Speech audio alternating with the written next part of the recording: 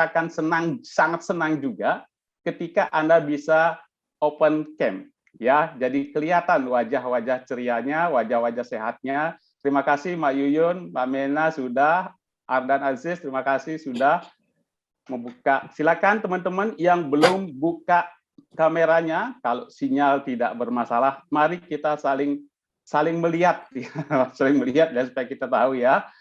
Oke, atau Anda boleh kasih reaksi jempol atau reaksi love atau reaksi apapun. Terima kasih Mas Dimas ya. Wah, terima kasih itu siapa? Pak Fredrik, wah, Mak Novi terima kasih. Mas Ardan terima kasih, Mak Lida, teman-teman terima kasih atas responnya pada malam ini. Baik, teman-teman, Ibu dan Bapak semuanya, tampaknya kita semua sudah paham bahwasanya kondisi saat ini masih dikategorikan kita dalam kondisi pandemi COVID-19, di mana sebetulnya ini kondisi ini memberikan multiple stressor ya kepada kehidupan masyarakat semuanya, termasuk juga kita. Mulai dari kekhawatiran, wah, jangan-jangan saya tertular COVID, ya. Mulai dari kekhawatiran, wah, kalau orang-orang PIO ini nanti akan ada pemutusan hubungan kerja. Atau orang yang sangat dekat dengan keluarganya khawatir meninggal dan kehilangan anggota keluarganya. Bahkan teman-teman yang lain, itu banyak sekali kekhawatiran kita, kekhawatiran yang kita hadapi ketika dalam kondisi pandemi COVID-19. Nah, bagaimana dengan proses pembelajaran? Kalau saya perhatikan ya teman-teman semua, dari survei Meter dalam riset brief pada Juli 2020 itu menunjukkan bahwa yang paling menjadi atau yang paling ditulis oleh para siswa yang menjadi sumber kekhawatiran itu adalah kuliah daring, kuliah online itu. Di samping adalah relasi pertemanannya. Itu yang membuat mereka menimbulkan kecemasan, dua hal itu yang banyak diisi. Dan kalau kita perhatikan seorang periset, ya itu disebutnya Islam gitu ya, bahwa siswa mengalami peningkatan depresi dan kecemasan dikarenakan wabah COVID-19. Jadi disinyalir di sana bahwa sebanyak 18,1% siswa mengalami kecemasan pada tingkat yang parah. Ya. Nah, tentu saja kecemasannya akan berdampak pada hal-hal yang lain. Salah satunya adalah penggunaan internet. Nah, inilah yang dikemukakan oleh Brad pada tahun 2017 yang menemukan bahwa ada 3 alasan utama ya penggunaan internet yang berlebihan, yakni ketakutan akan kegagalan, jadi dia takut gagal gitu ya. Kemudian kecemasan dan keengganan untuk mengerjakan tugas. Nah, apakah ini yang disebutkan oleh Sis Artinah nanti dengan prokrastinasi atau bagaimana? Saya tidak tahu. Ya, jadi pada kesempatan dan malam ini kita akan berdiskusi mengenai kecemasan pembelajaran jarak jauh. Yang difokuskan nanti oleh Sis Artinah adalah kecemasan dalam kaitannya dengan problematik internet use, gitu ya. Yang akan juga menjadi pembimbingnya itu adalah Ibu Pamela. Sehingga teman-teman semua, ya, saya akan bacakan dulu kedua narasumber kita yang tidak asing lagi di dalam forum diskusi ilmiah ini, ya. Karena ini kita tim semua nih bertiga sebetulnya adalah di dalam forum ini, makanya diledek sama Pak Tommy kemarin, wah jangan-jangan meeting nanti di dalam FDI katanya. Enggak, kita enggak meeting, tujuan kita strict bahwa kita diskusi kali ini, nanti setelah ini baru kami meeting lagi gitu ya.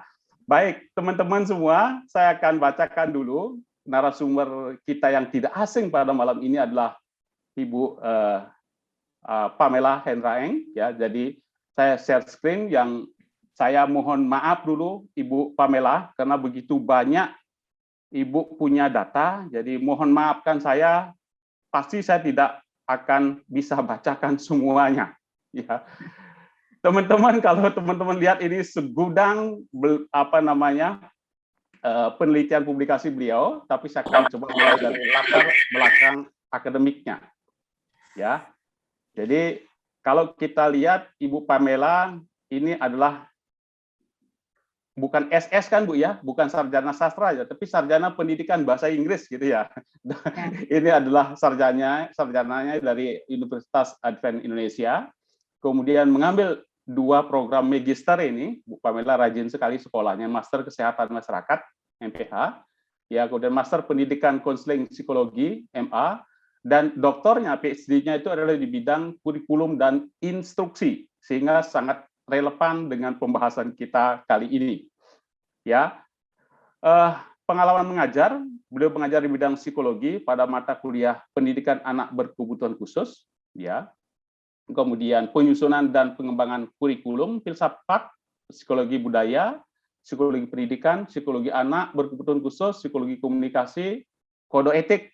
Kode etik, kaji etik itu terkenal lah Bu Pamela di Untar itu ya.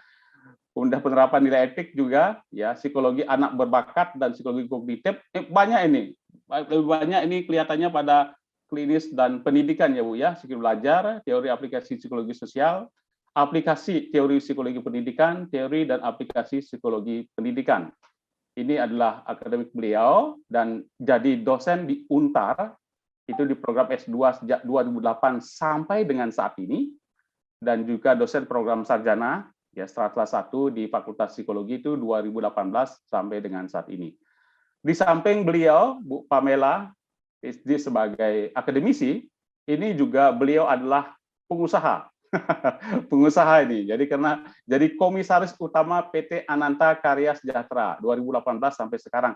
Ini tampaknya perusahaannya Ibu Pamela ini kelihatannya ya, karena ada posisi komisaris di sini ya. Oke, dan beliau adalah juga dosen, pernah di 2014 sampai 2018 Sekolah Tinggi Teologi Ekumene.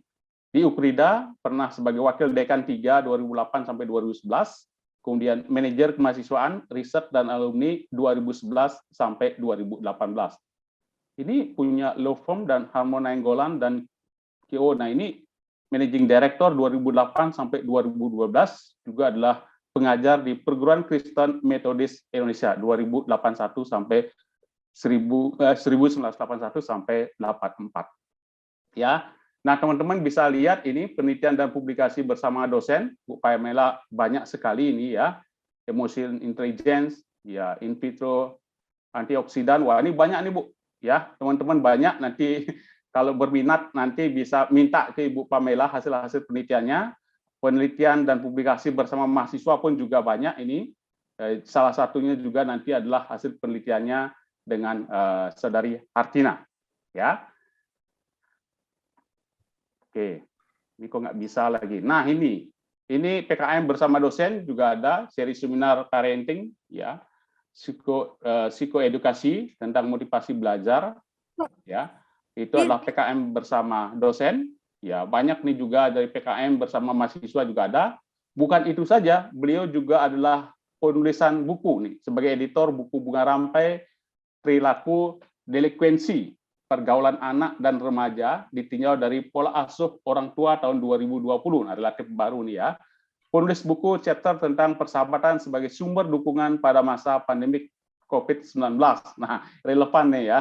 Editor buku remaja, penulis buku modul sastra remaja, dan penulisan buku modul College Student Wellbeing. Nah, ini adalah CV yang tentu saja adalah CV singkat dari Ibu Pamela. Banyak prestasi-prestasi lain lagi yang Ibu Pamela miliki. Nah, ini yang saya ungkapkan pada forum diskusi ini, ya. Nah, tidak kalah menariknya, teman-teman, pada usia yang sangat muda, ini adalah CV dari teman kita, ya, Saudari Hartina. Itu S1-nya adalah dari Fakultas Psikologi Tarumanegara, ya. Ini di Untar juga, kemudian S2-nya juga Untar, jadi memang cinta mati ini dengan Untar ya, S2-nya Universitas Tarumanegara, Magister Psikologi Klinis ya. Penelitiannya ya dengan usia yang sangat muda, ini S1-nya gambaran pembentukan attachment orang tua terhadap anak adopsi, S2-nya adalah pengaruh kecemasan terhadap problematik internet use dengan prokrastinasi akademik sebagai variabel mediator mahasiswa pada masa pandemik COVID-19 yang akan kita diskusikan sebentar lagi pada sesi ini. Ini juga adalah hasil dari publikasi Hartinah dengan para dosen, ya, kecemasan mahasiswa, kemudian ada dengan Pak Jab juga ini ya, dengan Pak Jab, dengan Bu Tia, gambaran perilaku dan pengaturan penggunaan telepon genggam cerdas, gitu ya. Kemudian dengan Bu Tia juga dan Pak Capting Beng ini ya, kemudian mengenai challenge in developing literacy learning model for teacher to develop cognitive strategy for elementary school student. Wah ini, makasih Hartinah nih banyak dengan baru mendapatkan gelar magister psikologinya. Jadi psikolog ini sudah mempublikasikan beberapa tulisan. Pengalaman kerjanya ini pernah sebagai rekrutmen asuransi Sinarmas 2016 sampai 2017. Ini sebentar banget ya, 1 tahun ya Har ya. Rekrutmen PT 5 2017 dan sertifikasi juga dibilang CBT ya. Kemudian XT Introduction. Jadi ini adalah IG-nya Hartinah dan ini adalah emailnya Hartinah. Baik, teman-teman, ya itu yang bisa saya ungkapkan sedikit mengenai kedua narasumber kita pada malam ini. Ya, jadi teman-teman silakan simak pemaparan dari kedua narasumber kita yang akan berbicara mengenai bagaimana gambaran kecemasan pada pembelajaran jarak jauh. Dan yang kedua, nanti kita akan lihat bagaimana hasil temuan dari Bu Pamela dan Hartinah mengenai pengaruh kecemasan terhadap problematik internet use dengan prokrastinasi akademik sebagai variabel mediator. Ya, itu yang bisa saya sebagai pembukaan pada malam ini supaya kita tidak banyak waktu terbuang karena pembukaan. Ya, jadi kita langsung saja mulai. Silakan saya kasih waktu Ibu Pamela dan Hartinah, ya teman-teman. Sebelum kita lanjut, silakan kasih jempol atau kasih reaksi dulu deh semuanya, ya silakan kasih reaksi. Terima kasih Mbak Sri, ya Mbak Linda, terima kasih Mas Dimas, terima kasih Novi, Pak Frederick, Clara, terima kasih Giani, terima kasih Meliana, Clara, Kacrin, terima kasih.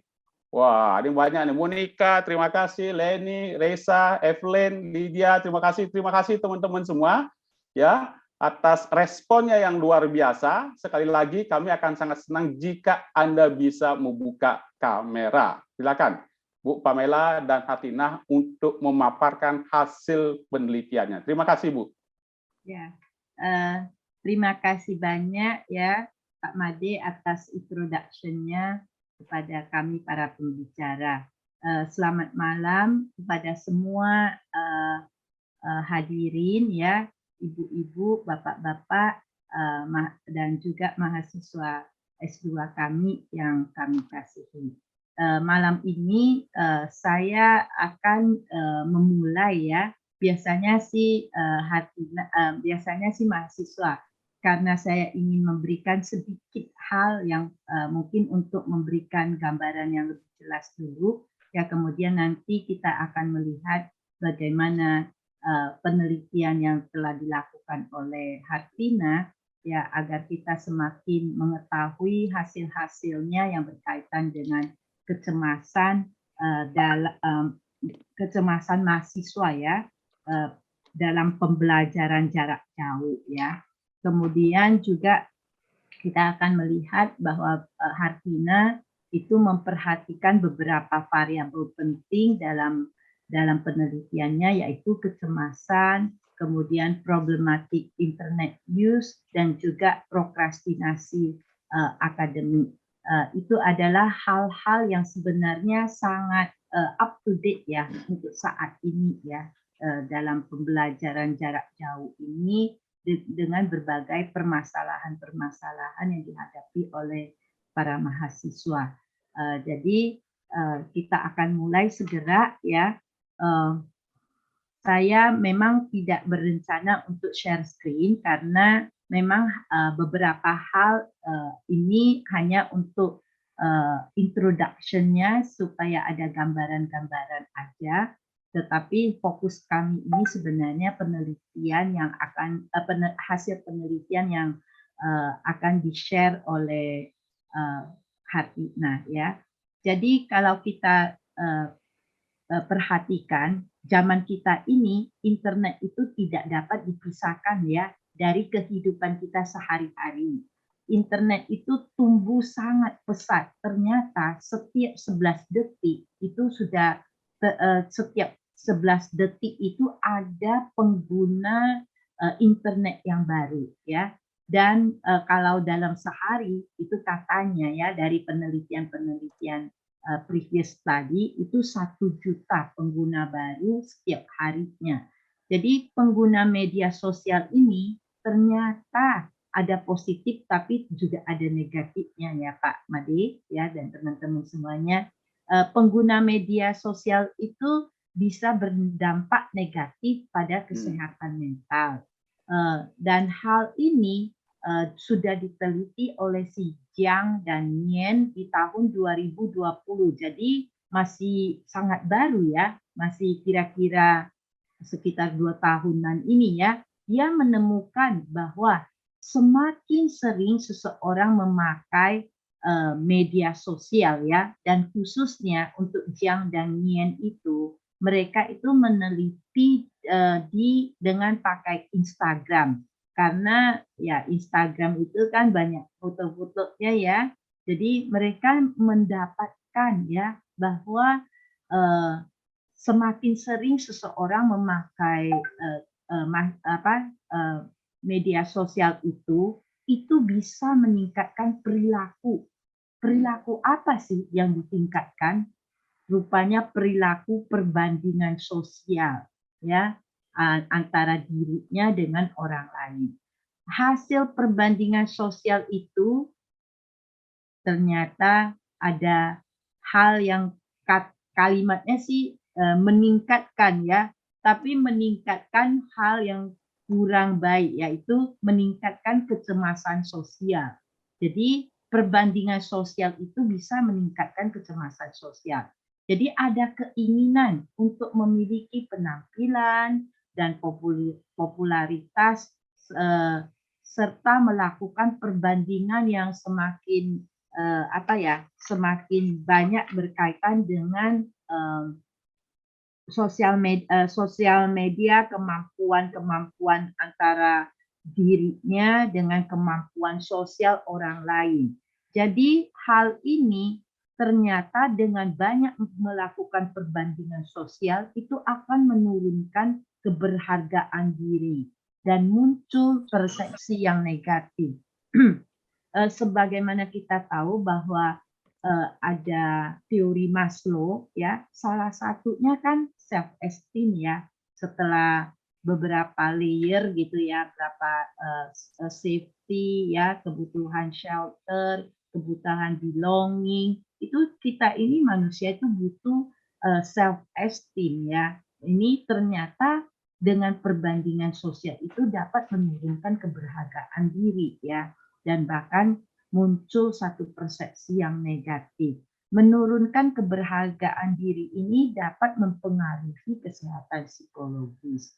Nah, kita tahu bahwa di Indonesia ya hal ini tadi sudah saya uraikan ini ya, negatif side-nya dari pemakaian internet yang pemakaian internet yang banyak di bidang media sosial ya.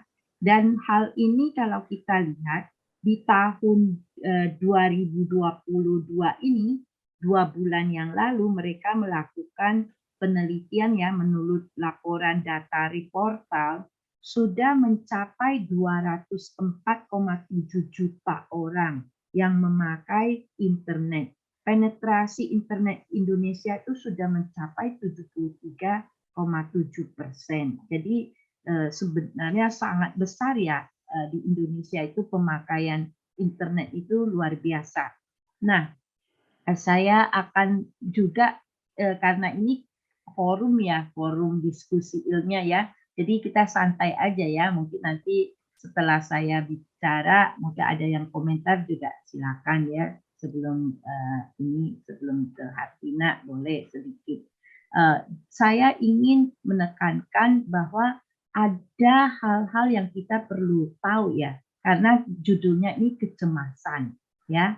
Tapi seringkali ada kalanya orang mencampur adukkan ya kondisi stres dengan kecemasan. Jadi saya ingin menyatakan apa sih perbedaan antara stres dan kecemasan.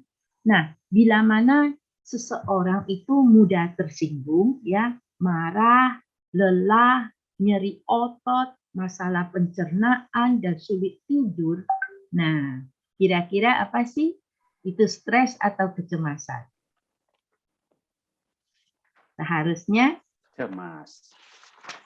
Seharusnya dia sedang mengalami stres, ya.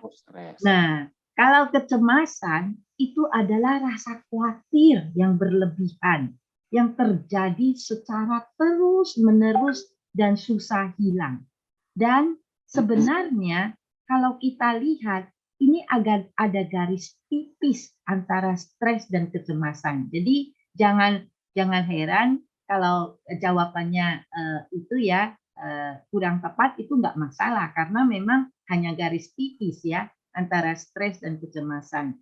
Stres itu dan kecemasan itu adalah respon emosional, sama-sama punya kesamaan di situ ya, respon emosional. Nah, kalau stres itu biasanya disebabkan oleh pemicu eksternal. Jadi ingat-ingat stres itu biasanya disebabkan oleh pemicu eksternal dulu ya, misalnya deadline ya. Jadi sudah deadline kerja, kemudian akhirnya ini mulai terjadi karena dia rasanya aduh nggak cukup waktu, jadi terjadi sesuatu ya sedikit-sedikit langsung dia tersinggung, bahkan bisa terjadi pertengkaran dengan orang-orang yang di serumahnya gitu ya. Kemudian kalau itu jangka pendeknya ya, tapi di jangka panjang itu seperti kalau orang terlalu banyak stresnya itu bisa sampai mengidap penyakit kronis ya. Tadi kan kita sempat sebut ya, ada nyeri otot, ada gangguan pencernaan, itu mungkin sering kali ya kita tahu ya bahwa seseorang kalau stres ya sampai punya masalah di pencernaan, atau kita dengar bahwa ini lagi mah gitu ya.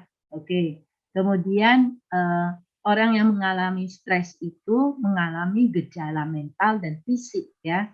Jadi itu sebabnya ada yang kita sebut sebagai psikosomatik juga ya. Kalau istilah dari public health itu sering kita sebut psikosomatik ya. Jadi itu bisa juga sampai terganggu menjadi sulit tidur ya. Sementara kecemasan di sisi lain itu khawatir ya. Khawatir yang terus-menerus dan berkelebihan ya. Dan berlebihan dan tidak hilang. Bahkan yang anehnya, kalau tanpa adanya stresor, dia juga terus-terus khawatir, ya. Jadi itu penting sekali untuk kita punya pandangan di situ ya, mengerti tentang hal itu. Kecemasan menyebabkan serangkaian gejala yang hampir identik dengan stres. Bisa insomnia, bisa sulit konsentrasi, kelelahan, otot tegang, dan mudah tersinggung ya. Nah, saya mau katakan bahwa nanti Hartina akan menjelaskan ya menurut teori yang dia bahas ya, itu adalah dari Freud ya tentang kecemasan. Nanti Hartina akan jelaskan ya tentang kecemasan punya teori yang dia pakai. Kemudian tanda-tanda saat Anda cemas itu terjadi berbagai hal ya, bahkan bisa gugup, bisa takut akan masa depan ya. Kemudian juga mengalami berbagai masalah ya, tidak bisa menyelesaikan tugasnya. Nah, jelas stres dan kecemasan itu sering terkait erat ya. Untuk alasan ini penting untuk disadari bahwa kecemasan dapat menjadi salah satu gejala psikologis stres yang paling berbahaya. Ya, jadi banyak orang yang menderita akibat buruk dari kebiasaan cemas sampai stres. Normal untuk mengalami. Jadi banyak orang yang menderita akibat buruk dari kebiasaan cemas ya. Kemudian kecemasan yang berlebihan ini itu bisa menjadi jenis neurosis yang merugikan penderita dan keluarganya. Jadi kita ini malam ini perlu mengetahui perbedaannya ya antara hal yang tadi sudah disebutkan tentang kecemasan yang tanpa stresor pun bisa dia terus-terus cemas ya, dan ini merupakan gejala psikologis di stresnya ya yang paling berbahaya. Jadi malam ini sangat beruntung kita punya Hartina yang tertarik kepada hal ini sehingga dia melakukan penelitian yang lebih mendalam ya. Dan tidak heran bahwa hal ini juga bisa dikaitkan dengan mahasiswa ya, karena kita tadi sudah mendengar banyak hal-hal yang bisa membuat seseorang tidak bisa tidur dan lain-lainnya. Dengan demikian itu akan membuat prestasi belajarnya terpengaruh juga ya. Nah, silakan saya kira dari saya untuk membuka dulu ya kait hal yang nanti akan dibahas mendalam oleh Hartina karena ini penelitiannya sesuatu yang sangat baik ya dan sudah dipublikasi dan Anda juga nanti bisa baca di Kompas. Hartina ini saya kagumin ya waktu dia lakukan penelitian selesai defense ya selesai sidang dia langsung kebut ya langsung ke Serina langsung ke Kompas. Ini satu kebanggaan yang saya rasakan sebagai pembimbing Hartina ya. Biar cepat lulus itu. Biasa. Makasih.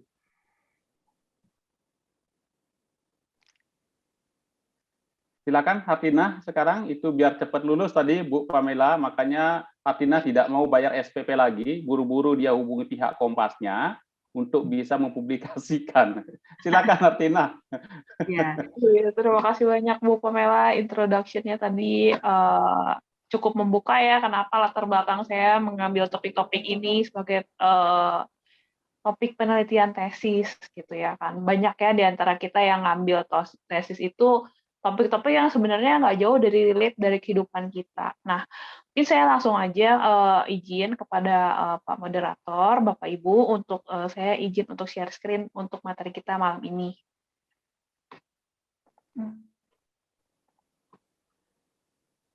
Silakan, bisa? Nah, sip.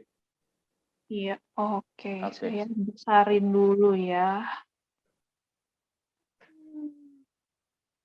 Sebentar, dibesarkan.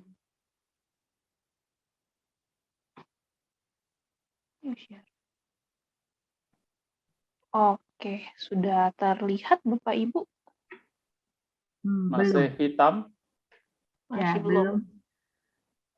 Oke, mohon maaf ya, Pak.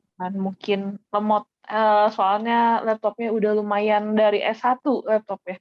Wah, hati-hati jangan sampai cemas karena kelihatan hitam terus ini. Oh. Laptopnya yang cemas, Pak. Dan sayanya juga cemas ini Bu, karena saya tidak bisa membaca apa yang ada di layar ini. Iya, masih gelap ya? Masih coba diulang. Artinya kalau ada apa-apa kirim ke Ibu share. Oke, saya coba sekali lagi ya share screen-nya. Oke. Nah, udah. Oke, baik. Saya akan langsung mulai aja. Jadi, memang tadi topik penelitian saya sudah dibacakan dengan lengkap oleh Pak Made dengan juga Bu Pamela. Sini saya dibimbing oleh Bu Pamela dan juga Ibu Tia. Oke, lanjut. Nah, oke. Ya mungkin kenapa sih ngambil topik ini juga karena memang saya lihat waktu itu fenomena ya, waktu itu waktu saya lagi mulai ngambil tesis itu pas banget pas baru mulai pembelajaran online gitu. Jadi saya sempat 1 semester belajar online, terus abis itu baru 1 semester kemudian tesisnya online juga gitu. Nah, yang kerasa banget itu sekarang semenjak pandemi itu semua apa-apa jadi online ya, Bapak Ibu mungkin jadi tahu gitu ya. Awalnya nggak kenal Zoom, nggak kenal namanya Google Meet gitu ya. Setelah pandemi kita jadi terbiasa nih ngelakuin apa-apa dengan video conference ataupun intinya kita semua itu jadi beraktivitas dengan online. Bahkan kayak sekarang kita udah nggak bisa, mungkin waktu itu kayak karena pandemi lagi muncak-muncaknya, kita nggak bisa ketemu, bahkan jadinya ketemu selalu online gitu. Nah, waktu itu pas mulai tanggal 16 Maret itu kan mulai nih pembelajaran jarak jauh, karena kan ada pandemi yang waktu itu COVID sudah mulai masuk di Indonesia. Nah, jadi serempak itu semuanya melakukan pembelajaran jarak jauh. Nah, di situ ada data survei yang mengatakan di sini dilakukan oleh Beach bahwa ternyata penggunaan internet setelah pandemi itu jadi melonjak banget sampai lebih dari setengahnya, 50-70%. Nah, terutama banyak yang pakai handphone, PC, dan laptop gitu pada berbagai generasi. Jadi di sini nggak cuma generasi milenial aja ya, generasi Z juga dan generasi di atas kita juga gitu. Dan ternyata kalau seperti yang tadi sudah Bu Pamela sampaikan, kalau terlalu banyak menggunakan internet, ada dampaknya ke kesehatan mental. Nah, di sini yang mau saya sorot adalah terutama salah satunya kecemasan. Ya, ternyata hasil penelitian tahun 2021, 1 dari 5 orang di Indonesia itu mengalami kecemasan gitu. Dan saya baca juga memang di Asia itu tingkat kecemasannya lebih tinggi dibandingkan dengan orang-orang dari Eropa gitu kan. Nah, di sini terutama dari siswa ya, seperti yang tadi sudah Pak Made katakan gitu ya, depresi, cemas gitu. Dan memang salah satu simptom yang tampak dari kecemasan adalah gangguan tidur, ganggu makan, lalu juga jadi permasalahan dengan sosial, lalu dari secara fisik juga kayak jadi gampang sakit. Nah, mungkin saya langsung aja, apa sih problematik internet use? Jadi problematik internet use itu sebenarnya ketika kita itu nggak bisa mengendalikan penggunaan internet kita, akhirnya jadi menyebabkan hal-hal negatif dalam kehidupan sehari-hari. Misalnya kalau kita sebagai mahasiswa, kita mengabaikan, misalnya kita jadi mengabaikan tugas kita misalnya tidak menjaga diri, misalnya sampai lupa makan, sampai lupa mandi, membersihkan diri gitu, karena sibuk bermain handphone yang jelas tidak memberikan suatu dampak positif, maka penggunaan internet kita bisa termasuk dalam problematik internet use. Oke, nah problematik internet use sendiri di sini ada 5 dimensinya. Yang pertama adalah preferensi untuk interaksi sosial. Nah, ini biasanya orang-orang seperti ini adalah orang-orang yang menggunakan internet karena takut dijudge oleh orang lain gitu ya. Mungkin pertemuan yang lalu juga kita sempat ngomongin tentang mungkin bukan pertemuan lalu atau 2 pertemuan yang lalu kita sempat ngomongin tentang kenapa sih orang itu suka di online gitu kan, karena mereka itu cenderung takut dijudge ya. Kalau misalnya kayak kita ketemu langsung gitu kan, kayak ketemu langsung itu langsung kayak ya jiper gitu kan, kayak banyak yang bisa dipikirin kayak aduh how do I look, how do I appearance gitu di depan orang lain itu gimana gitu kan. Tapi kan kalau misalnya kita online, kita bisa kayak ya kalau off cam aja gitu terus kita kayak membanggakan diri yang sebenarnya bukan kita, itu kan bisa aja supaya kita nggak dijudge oleh orang lain gitu. Itu salah satu contohnya. Lalu ada juga yang penggunaan internetnya itu bermasalah karena dia itu menggunakan internet untuk memperbaiki suasana hatinya, yaitu di sini regulasi mood ya. Jadi kayak sebenarnya kalau nyangkut lagi sama kecemasan, internet ini sebenarnya digunakan supaya orang itu ngerasa lega sesaat dari kecemasan yang dia rasakan gitu. Jadi Setelah itu jadi kayak semacam pelarian lah gitu. Tetapi memang pelariannya itu tidak tepat gitu. Jadi menggunakan internet. Nah, untuk penggunaan yang nomor 3 itu juga sudah jelas ya poinnya. Jadi penggunaan internetnya sudah terlalu berlebihan. Nah, untuk poin nomor 4 itu maksudnya adalah di dalam otak kita itu selalu tercamkan bahwa ingin online, dan ingin online. Jadi ketika kita nggak bisa online, pikiran kita tuh nggak bisa lepas. Kita selalu pengen online gitu. Dan yang kelima adalah menghasilkan sejumlah permasalahan di dalam hidup kita. Oke, saya akan bantu jelaskan juga untuk prokrastinasi akademik. Nah, mungkin Bapak Ibu sudah familiar juga ya dengan term prokrastinasi gitu ya. Di sini kenapa ada prokrastinasi akademik? Karena memang konteksnya adalah konteks akademik gitu ya. Karena kan memang prokrastinasi itu luas ya. Ada trade, ada state, terus ada juga prokrastinasi dalam pekerjaan, dan prokrastinasi dalam kehidupan sehari-hari. Nah, di sini saya membatasi topiknya kepada akademik gitu, lebih ke mahasiswa.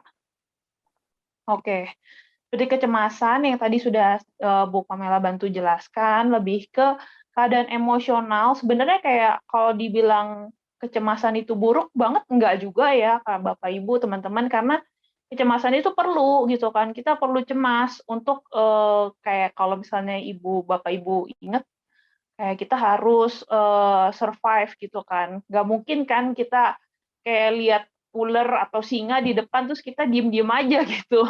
Flight or fight gitu kan. Nah, jadi memang kecemasan itu adalah keadaan emosional, biasanya takut gitu ya, gugup, terus kekhawatiran, dan biasanya disertai dengan gejala fisik gitu.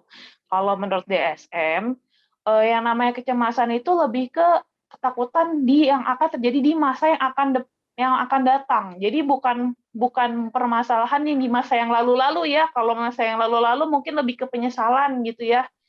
Lebih ke kayak ya menyesal gitu kan, karena orang bilang nggak bisa move on gitu ya. Terus biasanya memang kecemasan ini lebih ke jadi menghindar gitu ya. Banyak ya orang kalau cemas pasti menghindar gitu ya. Oke.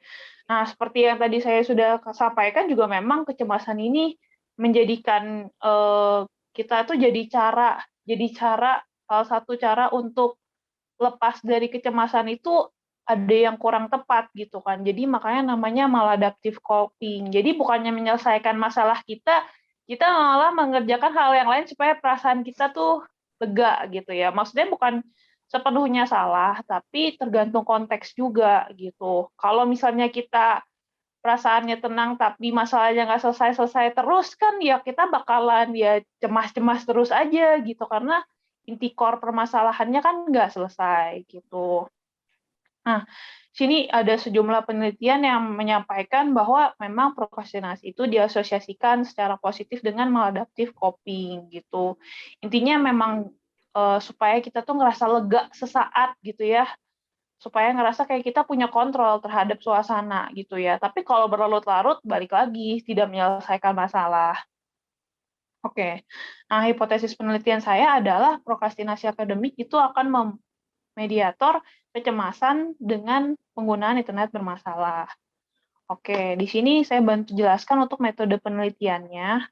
Saya menggunakan kuantitatif korelasional. Di sini memang partisipannya adalah yang penting mahasiswa yang aktif kuliah gitu kan, baik S1 mau S2 gitu, dan menggunakan internet dalam kehidupan sehari-hari gitu kan untuk pembelajaran jarak jauh. Jadi kalau misalnya waktu itu sekolahnya masih offline, dia nggak bisa ikutan penelitian ini gitu. Tapi yang saya dapatkan sih 100% semuanya online ya kuliahnya gitu. Lalu untuk instrumen penelitiannya saya di sini pakai 3 alat ukur. Nah, yang pertama untuk kecemasannya saya ambil skala kecemasan dari Questionnaire DAS oleh Lovibon. Yang kedua ada Academic Procrastination Scale dan juga Generalized Problematic Internet Use. Oke. Nah, hasil penelitiannya memang ternyata prokrastinasi akademik itu hanya memediasi parsial pengaruh kecemasan terhadap problematik internet use. Artinya, jadi seperti bisa dilihat ya, panahnya dari kecemasan dulu mempengaruhi prokrastinasi akademik. Lalu dari prokrastinasi akademik mempengaruhi meningkatkan problematik internet use. Tapi itu pun hanya 10% aja. Berarti banyak faktor-faktor di luar yang mempengaruhi kenapa orang itu bisa menggunakan internetnya tuh sampai bermasalah gitu. Nah, tapi yang saya dapatkan data yang menarik ya di lapangan ya, ternyata tuh dibanding di antara 3 konstruk ini, memang kecemasan sih yang paling parah di antara mahasiswa-mahasiswa ini gitu. Jadi memang ada 5 kategori dari normal sampai sangat parah, dan kebanyakan mahasiswa-mahasiswa ini ternyata kecemasannya berada di tingkat sangat parah gitu kan. Sedangkan kalau misalnya kita lihat ya, di prokrastinasi akademiknya maupun problematik internet use-nya itu semuanya masih berada dalam kategori sedang gitu. Nah, lalu saya juga melakukan uji beda sih dari ketiga konstruk ini dengan jenis kelamin, usia, dan tahapan. Nah, yang saya temukan yang lebih signifikan itu ternyata generasi gitu ya.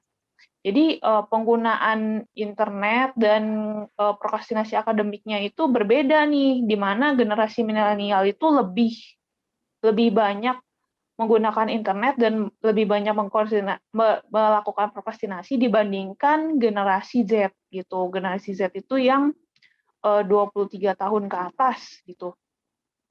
Lalu semakin tinggi semesternya, dia makin lebih prokrastinasi daripada yang awal-awal gitu. Mungkin kayak kalau misal kita lihat di kehidupan nyata, kayaknya kalau semester awal-awal tuh rajin gitu ya kuliahnya gitu ya, ngebut gitu ya. Tapi kalau udah semester 11 kayak gitu, kayak mungkin jadi motivasinya lebih turun, jadi lebih tingkat prokrastinasinya lebih tinggi di semester-semester akhir gitu. Oke, nah di sini saya akan paparkan lebih jauh soal kecemasannya. Seperti yang bisa saya paparkan tadi, gitu kan, memang ada 5 kategori kecemasan dari kuesioner yang diberikan. Dan kebanyakan ini semuanya berada di 3 teratas nih, dari moderat, parah, sampai sangat parah. Artinya memang kita tingkat kecemasan kita itu sangat cemas gitu. Oke, dan di sini dari hasil penelitian yang lebih jauh, memang saya juga survei sih, lebih ke di dalam kuesioner yang diberikan itu saya juga memberikan pertanyaan-pertanyaan gitu kan, dan kebanyakan nih ya memang mahasiswa ini waktu itu takut ya untuk terjangkit COVID gitu. Lalu mereka juga ngerasa kalau masa depan mereka itu nggak pasti karena COVID gitu. Lalu ada juga yang kayak krisis finansial, kalau misalnya dulu mungkin kayak banyak yang di PHK ya dari perusahaan atau institusi tempatnya bekerja gitu. Nah, waktu belajar online, saya juga melakukan survei nih. Kebanyakan nih mahasiswa nih bosen nih, kurang antusias kalau kita lagi PJJ, nggak kayak waktu kelas offline ya. Waktu kelas offline itu pasti lebih semangat gitu. Kalau misalnya karena ini kan waktu itu dilakukan sekitar bulan Desember 2020 gitu ya. Jadi memang udah semester kedua nih ya. Udah 2 semester lah pembelajaran online itu berlangsung, dan most of all sih semua ngerasa kayaknya bosen nih gitu pas kuliah online, terus khawatir juga soalnya sinyalnya suka buruk ya. Alhamdulillah sih saya hari ini sinyalnya bagus ya, jadi nggak mati-mati gitu kuliah hari ini gitu. Terus ada juga banyak gangguan dari lingkungan ya, banyak kayak misalnya contohnya kalau di lingkungan saya misalnya adik atau keluarga lain yang mengganggu kita pada saat kita melakukan pembelajaran. Jadi kita kurang fokus gitu. Oke, nah balik lagi kesimpulannya memang tadi hanya memediasi secara parsial gitu. Lalu memang di antara 5 dimensi itu juga saya uji mediasi. Sebenarnya semuanya berpengaruh secara parsial, kecuali untuk preference for online social interaction. Itu yang pertama ya, yang alasannya kenapa menggunakan internet untuk interaksi sosial ya, karena memang kalau saya pikir-pikir memang nggak bisa relate karena memang sekarang apapun itu kita selalu komunikasi melalui interaksi sosial. Jadi bukan berarti karena kita takut terus kita berinteraksi melalui sosial ya, maksudnya melalui online enggak gitu, tapi karena memang tuntutan pandemi, jadi kita harus berkomunikasi secara online gitu, nggak bisa ketemu langsung seperti Bapak dan Ibu dan teman-teman sekalian malam ini gitu. Oke.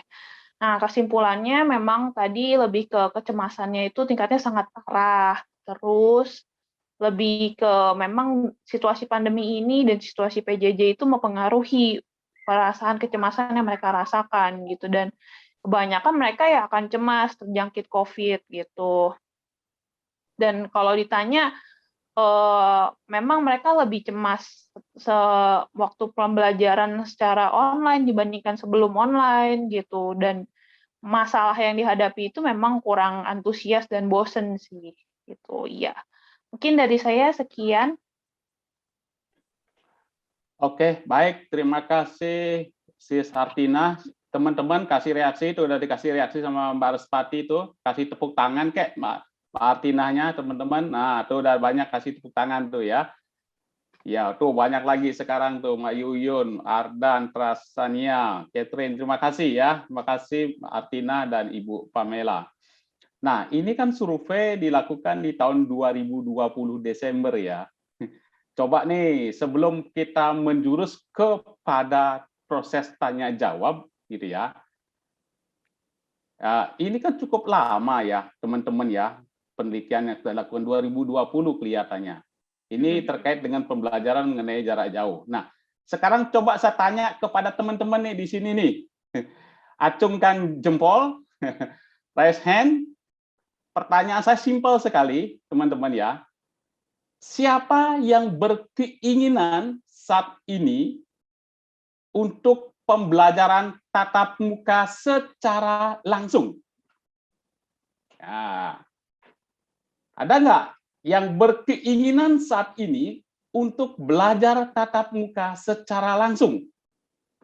Saya layar satu nih, banyak yang geleng-geleng, tapi belum ada satupun. Nah, ini layar dua juga tidak ada.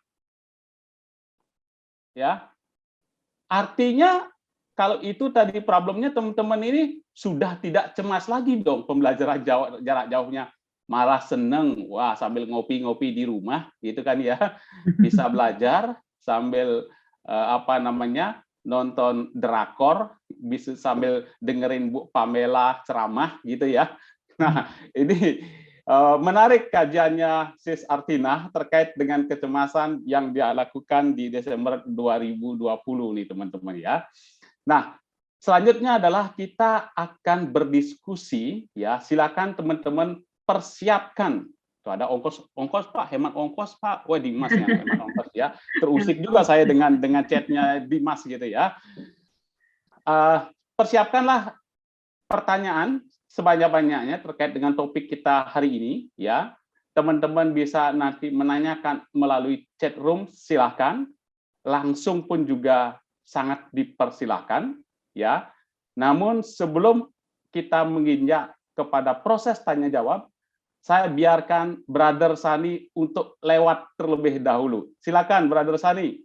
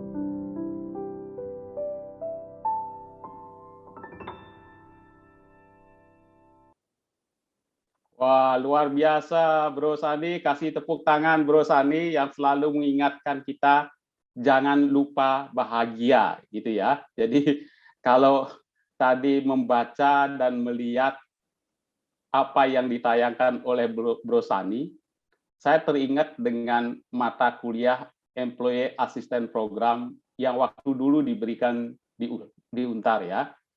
Jadi terngiang di dalam pikiran saya itu adalah jangan cemaskan masa lalu, karena hal itu tidak akan bisa diulang lagi. Jangan pula cemaskan masa yang akan datang, karena hal itu belum tentu terjadi. Makanya hiduplah Anda sebagaimana saatnya di saat ini. Now katanya waktu itu ya. Now present, jadi itu hadiah. Jadi apa yang ada sekarang lakukanlah. Nah, teringat saya dengan mata kuliah EAP dulu waktu di Untar gitu ya. Baik, teman-teman semua ya. Jadi sudahlah tiba saatnya kita untuk berdiskusi. Kita punya waktu yang banyak, kurang lebih 1 jam untuk berdiskusi mengenai topik yang disajikan, dipaparkan tadi oleh Ibu Pamela dan Hartina. Silakan, saya buka forum diskusi. Karena kecemasan ini tidak pernah padam kelihatannya penelitiannya. Oke. Ayo, silakan. Ada, jangan malu-malu. Ini adalah forum kita untuk berdiskusi, teman-teman. Ya. Silakan, ada nggak?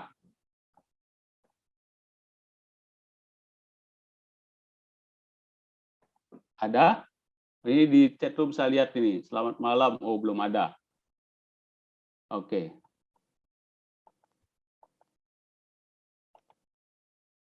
Nah, kalau tidak ada, saya coba pancing dulu dengan pertanyaan ya. Teman-teman nanti silakan bertanya nanti. Jangan malu-malu untuk bertanya.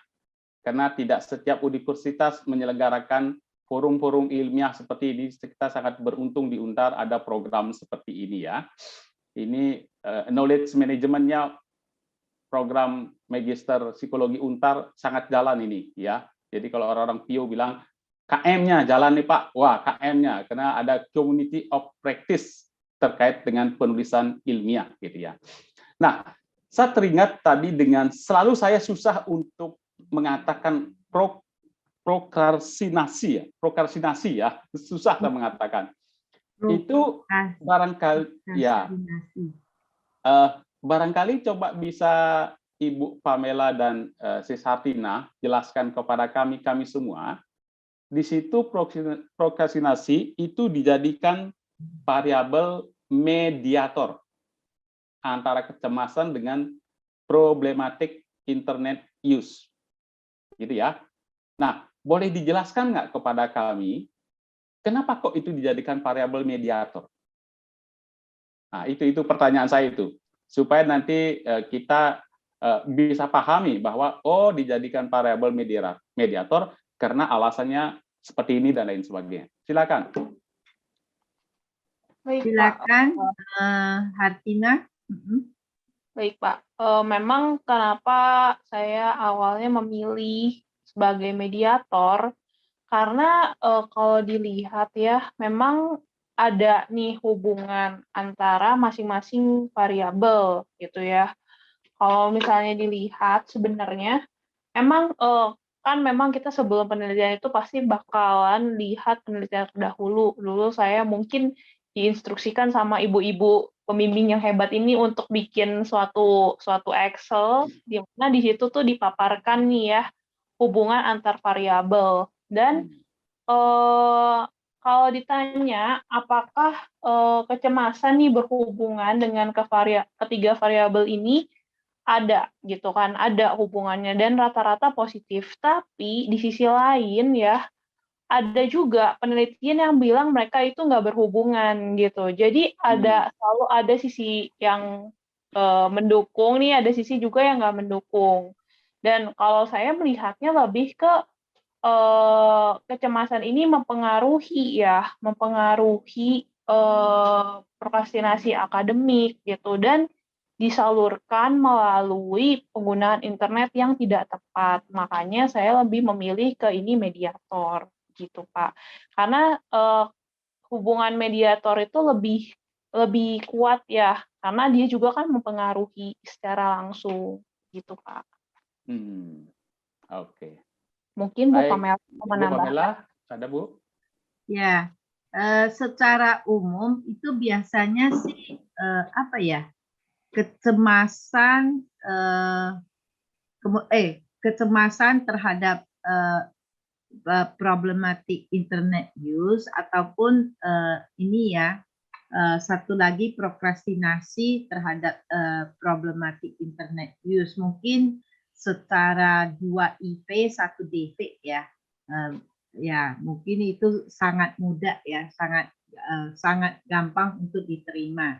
Namun setelah Hartina melihat hal-hal itu ya, jadi akan dicoba gitu melihat bahwa problematik prokrastinasi akademik, apakah ini juga akan memberikan, kalau kita cari pengaruh kan kita ingin melihat ya apakah mediatornya itu akan memberikan tambahan ini ya, kekuatan terhadap tambahan ini ya, persentase pengaruhnya apakah meningkat atau tidak gitu ya terhadap defeknya nantinya. Jadi itu ada sesuatu yang menarik ya. Jadi intinya karena belum dilakukan juga, masih kebanyakan orang melakukannya 2 IP 1 DP. Jadi Hartina kepingin untuk coba, dan juga ada penelitian yang seperti tadi sudah disampaikan bisa menyatakan ada hubungan dan tidak ada hubungan, maka diizinkan untuk meneliti lagi ya, untuk melakukan penelitian yang berikutnya supaya Hartina itu yakin gitu ya bahwa hasil penelitian itu memberikan Hartina apa yang dia hipotesiskan itu memang akhirnya menemukan hasilnya. Dan ternyata apa yang Hartina hipotesiskan itu kan memang benar-benar sesuai ya. Jadi diterima ya, tidak ditolak ya. Begitu kira-kira Pak Made dan semuanya. Baik, terima kasih Bu Pamela dan Sis Hartina.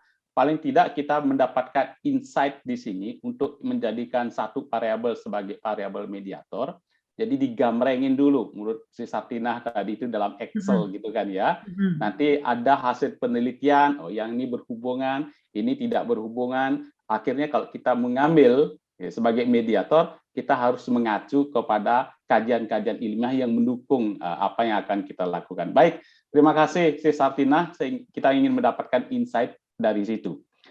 Baik, tampaknya di chat room sudah ada pertanyaan dari Sis Linda ini ya. Penelitian ini sangat up to date dengan kondisi saat ini. Jika mau dilakukan penelitian lanjutan, apakah ada saran ke arah mana mau diperdalam? Nah, ini terkait dengan supaya Sis Hartina dan Ibu Pamela memberikan barangkali ya saran-saran dari hasil penelitian itu, sehingga nanti siapa tahu ya Sis Linda ini bisa menindaklanjuti terkait dengan penelitian yang sudah dilakukan sama Sis Hartina dan Ibu Pamela. Silakan. Ya, baik.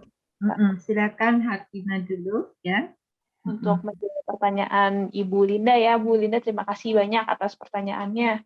Oke, kalau lebih ke penelitian lanjutan, saya sih lebih ke sarannya lebih ke regulasi diri sih ya, untuk dihubungkan dengan problematik internet use dan juga prokrastinasi akademik, karena memang dia itu lebih terkait erat gitu ya dengan karena kalau tadi kan kita lihat kecemasan tuh hanya memediasi parsial gitu, karena memang kecemasan itu juga banyak faktor juga gitu kan. Nah, lebih terkait erat dengan yang namanya regulasi diri gitu. Lalu kalau kecemasannya juga bisa lebih, kalaupun misalnya nih ya, kita mau secara spesifik ya, tadi kan dari dimensi PU-nya sendiri, problematik internet use-nya itu kan ada 5 dimensi kan ya. Nah, memang kebanyakan itu kalau misalnya kita mau problematic internet use yang dimensi yang pertama, yang preference for online social interaction. Nah, kecemasannya itu bisa kita lebih spesifikin lagi ke kecemasan sosial. Nah, jadi kan lebih nyambung ya. Kalau ini kan kecemasannya secara general aja gitu kan. Memang waktu itu saya pada awalnya inginnya ke kecemasan yang state dan trade gitu, tapi terkendala karena alat ukur tersebut berbayar gitu kan ya, mohon maaf gitu kan ya, yang namanya mahasiswa kita kan kira-kira cari yang sesuai dengan ya budget dan kemampuan kita ya gitu ya. Jadi memang alternatifnya mau tidak mau saya cari alat ukur lain, tapi yang masih mengukur konstruk yang ingin saya ukur yaitu kecemasan gitu. Nah, akan baik sekali kalau misalnya ke depannya kita bisa lebih spesifik lagi gitu ya. Karena menurut saya kenapa state dan trade ini penting, karena sebenarnya ya kalau kita jabarkan lebih jauh, prokrastinasi itu tuh nggak terbatas di akademik aja ya. Biasanya kalau yang dia menunda-nunda di dalam hal pekerjaan, cenderung menunda-nunda juga di kehidupan nyata, di dalam aspek-aspek yang lain juga, in the real life gitu. Jadi sebenarnya nggak terbatas ya, untuk prokrastinasi ini nggak terbatas gitu. Dan balik lagi gitu kan, memang tergantung konstruknya maunya yang penelitiannya yang seperti apa gitu. Nah, kalau saya sendiri karena memang berkaca dari pengalaman, makanya saya mengambil konstruk prokrasti akademiknya yang cenderung arahnya negatif. Padahal sebenarnya prokrastinasi itu nggak semuanya negatif. Ada juga prokrastinasi yang bersifat positif gitu ya, di mana orang-orang itu bisa nih, kalau misalnya Bapak Ibu bisa relate, kayak kalau kita lagi kuliah, kita tuh sengaja nggak ngerjain tugas itu bukan karena kita nggak bisa ya, tapi kita mau lihat orang lain tuh ngerjain apa, kayak gimana dulu gitu kan. Nyontek dulu nih, baru nanti pas kita mau ngerjain, kita udah dapat gambarannya, oh si ini kendalanya di sini nih, jawabannya gini nih, gini gitu. Nah, jadi emang prokrastinasi itu sebenarnya konstruknya ada dua ya, ada yang positif dan negatif. Nah, tapi kalau saya memang lebih tertarik ke yang negatif, makanya saya mengambilnya konstruk yang negatif gitu. Jadi kalau misalnya ditanya pengembangan masih banyak banget yang bisa dispesifikin dan juga lebih bisa disambungin dengan apa yang kita mau gitu. Cuma memang tadi keterbatasannya karena saya terkendala izin pemakaian alat ukur sih sebenarnya itu. Oke. Mungkin Bu Baik, Pamela Bu menambahkan? Pamela. Ya, saya kira sudah dibahas cukup baik oleh Hartina. Tapi tadi mungkin ini pertanyaan untuk Mbak Linda ya.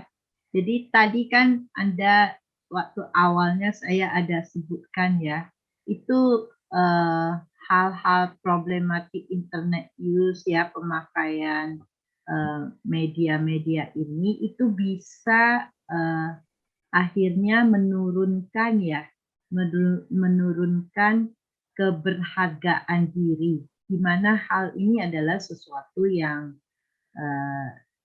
sebenarnya tidak baik ya, udah pasti kurang baik untuk seseorang yang di mana dari awal ini terus kita build up supaya self esteem orang semakin baik, kemudian bisa melakukan hal-hal pencapaian hierarki Maslow itu ya.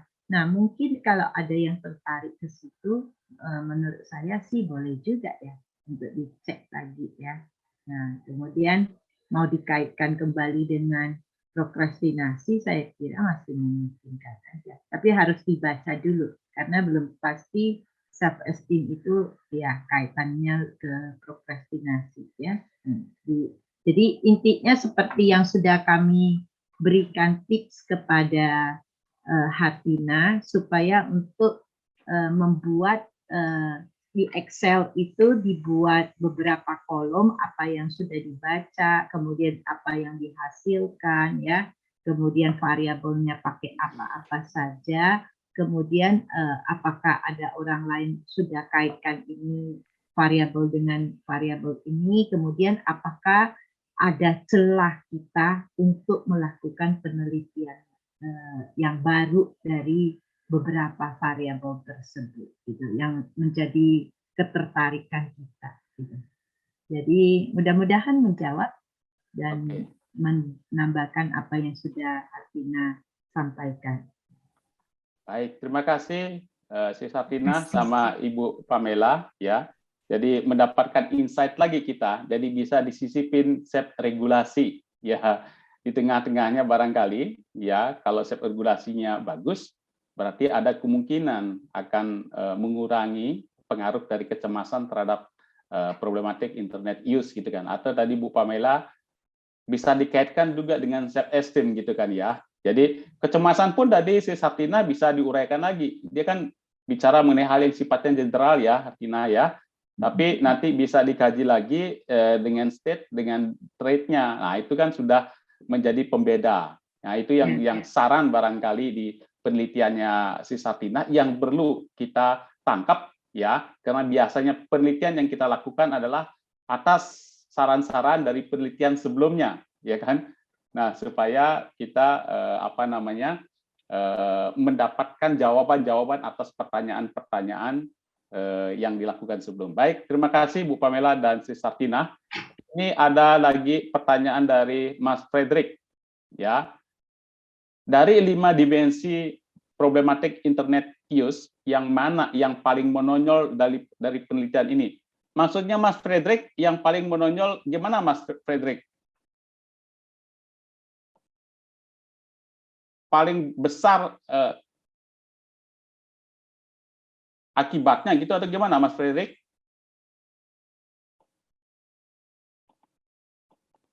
Oh, mungkin karena sinyal. Mas Frederick atau Hartina sama Bu Pamela bisa tangkap mungkin sebelum paling besar pengaruhnya ya Pak. Ini paling besar akibat yang dipengaruhi oleh kecemasan. Silakan Hartina dan Bu Pamela.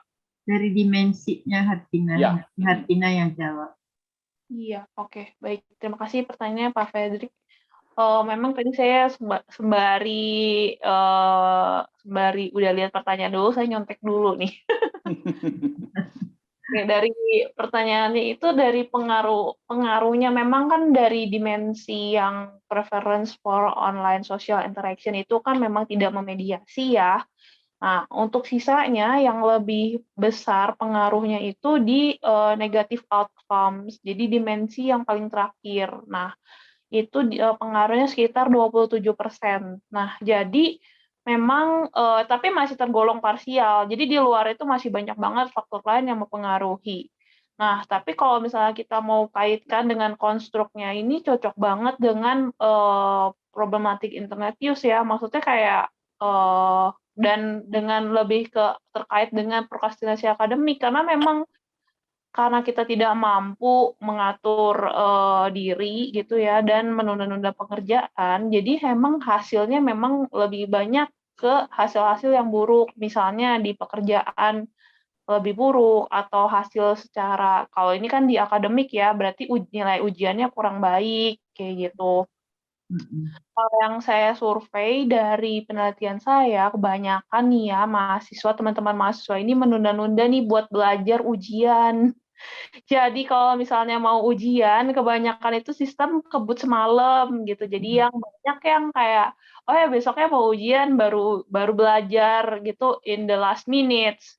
Yang kayak kalau misalnya dulu, saya suka dimarahin orang tua ya, zaman dulu ya kayak, jangan baru mau ujian dong, baru belajar gitu ya. Harusnya setiap hari belajar, biar nanti pas ujian kamu lebih bisa, kayak gitu. Nah ya ini menarik sih karena memang ya relate aja gitu sama kehidupan kita gitu ya. Kita kayak nunda-nunda aja buat belajar ujian gitu kan. Ya mungkin kita bisa menjawab pertanyaannya Pak Frederick. Oke. Gimana Mas Frederick? Oke, baik. Terima kasih Mas Frederick sudah namaste ya, sudah begini ya. Terima kasih ya. Silakan teman-teman yang lainnya kalau ada pertanyaan langsung atau di chat room silakan bicara mengenai kecemasan dalam kaitannya dengan problematik internet use gitu ya. Ada nggak? Kalau ada silakan. Saya lihat dulu nih. Oke, baik. Nah, Tadi Sesartina kan sebutkan itu di dalam kajiannya, bahwa dalam meningkatkan problematik internet use, kecemasan meningkatkan prokrastinasi akademik terlebih dahulu sebelum meningkatkan problematik internet use, berarti kan secara langsung gitu ya. Ada faktor lain lagi nggak yang bisa meningkatkan problematik internet use selain prokrastinasi tadi itu, Sesartina? Apa kira-kira dari kajian-kajian yang barangkali punya referensi tertentu supaya saya terhindar dari kontrak yang bagi saya, wah ini penggunaan internet bermasalah, jangan sampai lah gitu ya. Ya, oke Pak. Kalau ditanya faktor-faktor yang berpengaruh di problematik internet use itu banyak gitu ya, apalagi sekarang kita udah, kalau misalnya kita lihat aja, memang sekarang itu kita benar-benar udah nggak bisa ngapa-ngapain lagi sih, udah nggak bisa ngapa-ngapain kalau nggak ada internet gitu ya. Kayak kita sekarang aja misalnya pertemuan FDI ini melalui internet, lalu kuliah internet, bahkan sekarang kayak misalnya bridal shower itu juga melalui internet gitu ya, online. Jadi memang kalau yang secara kajian ilmiah, memang waktu itu kan waktu masih awal banget ya, belum kayak waktu pas sama zaman saya meneliti itu masih banyak penelitian yang masih berkembang. Memang tidak disebutkan secara spesifik ya, kenapa orang itu bisa banyak menggunakan internet yang dalam konteks ini ya, dalam konteks ini. Tapi menurut saya lebih ke karena memang konteks sekarang yang memaksa kita untuk lebih banyak memakai internet. Kayak kalau waktu saya ingat banget gitu ya, pertanyaan dari salah satu penguji waktu kita sidang gini. Kayak apakah mungkin di kehidupan kita sekarang itu kita nggak pegang internet, nggak connect handphonenya sama internet sama sekali? Nggak kan, gitu kan? Even ketika kita tidur aja handphone kita itu connect sama internet, betul kan? Gitu kan? Dan jadi benar-benar nggak ada boundaries lagi di mana kita itu nggak boleh dan maksudnya nggak ada boundaries lagi di mana kita itu nggak pakai internet itu enggak gitu kan, we use it everything gitu kan untuk komunikasi gitu ya. Kalau di penelitian saya malah banyakan dipakai lucu gitu kan, maksudnya ketika ditanya yang mana lebih banyak pakai laptop apa pakai handphone, kebanyakan partisipan jawabnya pakai handphone. Oke. Kan kita tahu ya kalau ini penelitian dari yang lain sih Pak ya, kayak kalau misalnya kita belajar itu kan lebih enak di laptop yang gede ya, yang biar kita bisa lihat gitu kan. Nah, tapi kan ini lucu ya pakai handphone. Terus ditanya lagi, pakai internetnya buat apa nih? Dan kebanyakan jawabnya sih memang sih yang pertama memang untuk komunikasi gitu ya. Tapi ternyata yang mencengangkan bagi saya di jawaban keduanya adalah untuk buka sosial media gitu. Jadi memang banyak nih mahasiswa-mahasiswa yang buka internetnya lebih tujuan utamanya itu belum untuk belajar gitu. Walaupun nomor 3-nya memang banyak yang untuk pembelajaran gitu ya, kayak video conference. Nah, saya tanya lagi. Terus jadi sosmed apa yang paling banyak dibuka mahasiswa? Jawabannya Instagram dan juga Twitter gitu ya. Memang lebih banyak Instagram gitu. Nah, ini relate lagi sih kayak yang tadi Bu Pamela bilang, kayak kenapa sih internet itu sebenarnya kayak kalau ditanya pakai internet itu bukan tergantung, bagi saya ya secara pribadi ya, pakai internet itu bukan tergantung seberapa lama atau seberapa cepatnya kita pakai internet, lebih ke apakah kita menggunakan internet itu untuk hal-hal yang tepat gitu ya. Kayak kalau misalnya kita pakainya lama nih, tapi kita produktif gitu ya. Dan itu nggak bisa dibilang problematik internet use gitu. Kalau misalnya kita pakai lama tapi ternyata nggak produktif dengan itu, nah itu yang baru disebut problematik internet use. Jadi kalau misalnya ditanya faktor apa gitu ya banyak gitu. Di luar konstruk dari teori yang diteliti itu memang keadaan memaksa kita untuk selalu berhubungan dengan internet sih kalau bagi saya gitu. Oke. Oke, baik. Terima kasih, Hartina. Silakan, teman. Tapi akhirnya menjadi mengusik saya lagi. Nah, kapan penggunaan internet itu kita bisa kategorikan menjadi problematik internet use, ya kan? Itu kan harus ada syarat-syaratnya kan ya teman-teman ya. Jangan-jangan saya ngecek IG ya, mau cari-cari misalnya, wah di mana ya sewa kantor yang baik?